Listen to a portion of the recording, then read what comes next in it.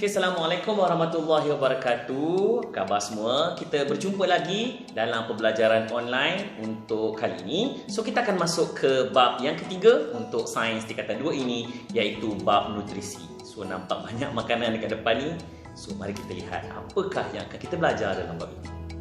Okay, dalam bab pertama, perkara pertama yang kita belajar dalam bab nutrisi ini ialah berkenaan dengan pengkelasan makanan. So, dalam makanan yang kita makan setiap hari, kita makan nasi, makan ayam lah, kita makan sayur-sayuran dan sebagainya. Sebenarnya makanan ini kita boleh bagikan kepada 7 kategori yang paling utama. Apakah 7 kategori itu? Kategori itu ialah karbohidrat, protein, lemak, vitamin, mineral, pelawas dan juga air. So, kita akan lihat apakah ketujuh-tujuh ini, apakah kumpulan dia, apakah contoh makanan dia, apakah kegunaan dia satu persatu ketujuh-tujuh ini sekali. Okay. Okey, kita pergi kepada kumpulan yang pertama iaitu karbohidrat. Karbohidrat ni adalah sejenis sebatian organik yang mengandungi unsur karbon, hidrogen dan oksigen. Karbohidrat ni dia sangat penting untuk membekalkan tenaga kepada kita dan kebanyakan karbohidrat ini adalah dalam bentuk kanji. Kanji ni sebenarnya adalah simpanan makanan dalam tumbuh-tumbuhan lah. Okay. Antara contoh-contoh makanan yang berkaitan karbohidrat ialah nasi, roti. Roti ni penting untuk membekalkan tenaga.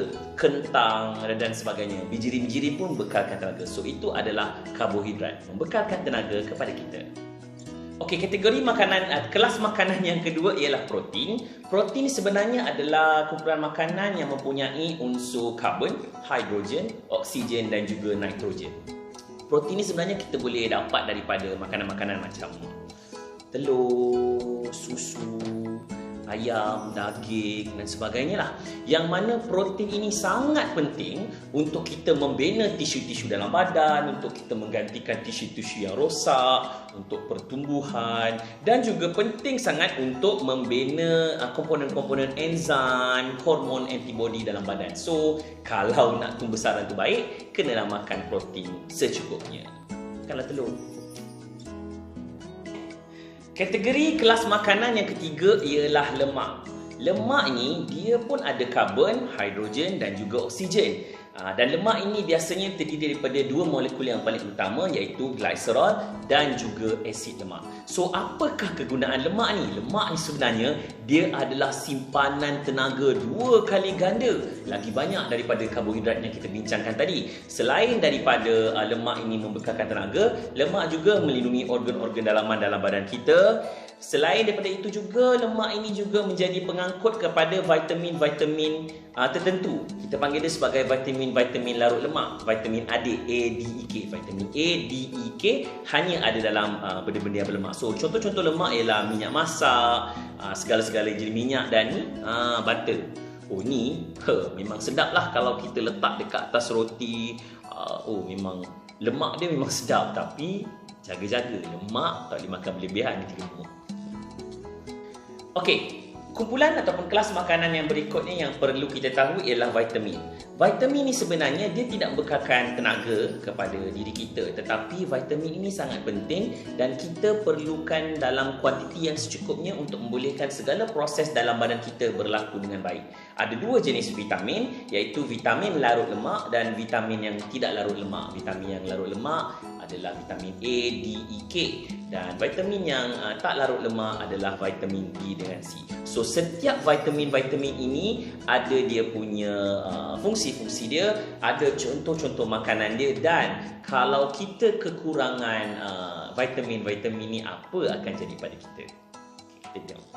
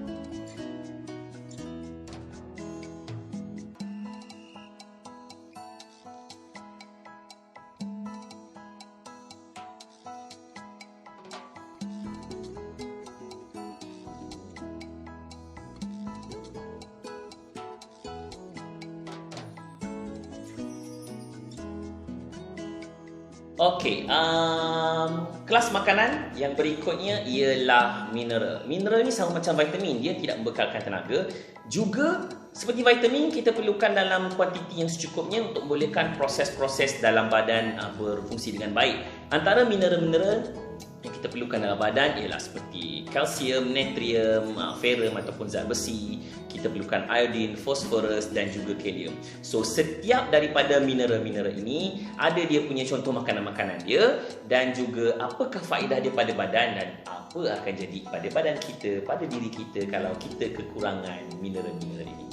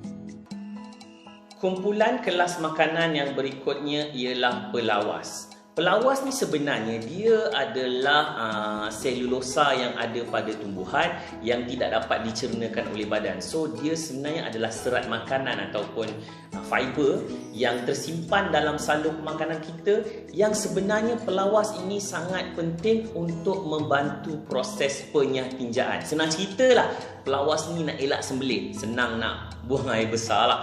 So, pelawas ni ada dekat sayur-sayuran, ada dekat buah-buahan, ada dekat benda yang berasaskan tumbuh-tumbuhan. Inilah yang paling susah untuk anda semua makan sayur. Tapi sebenarnya penting untuk pastikan anda senang untuk melakukan proses penyatinjaan.